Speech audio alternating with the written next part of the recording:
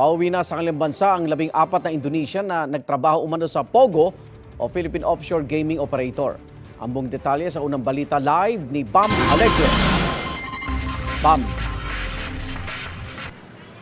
Iga ngayong umaga nakaschedule na ipa-deport ang 14 na Indonesian na nahuli noon sa isang POGO hub sa Lapu-Lapu City, Cebu. Madaling araw pa lang ay pinroseso na mga banyaga ng Bureau of Immigration pati ng PAOK o Presidential Anti-Organized Crime Commission. At wala silang mga outstanding na criminal case kaya pinayagan silang i-deport. Hindi na rin kasi valid ang kanilang travel documents dito sa Pilipinas kaya kailangan na nilang pauwiin.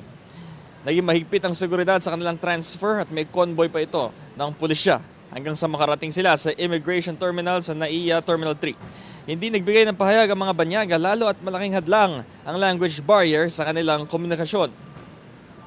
6:55 a.m. yung schedule ng kanilang flight. Ito ay connecting to Singapore hanggang sa kanilang destinasyon sa Jakarta, Indonesia. Ito ang unang balita mula rito sa NAIA Terminal 3, Bam Alegre para sa GMA Integrated News.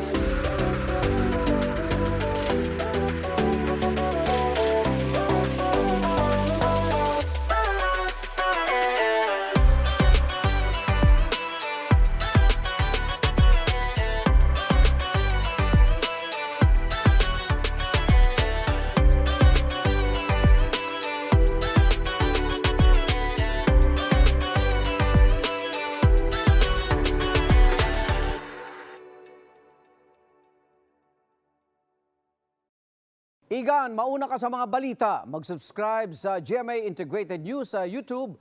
Sa mga kapuso abroad, subaybayan nyo kami sa GMA Pinoy TV at sa www.gmanews.tv.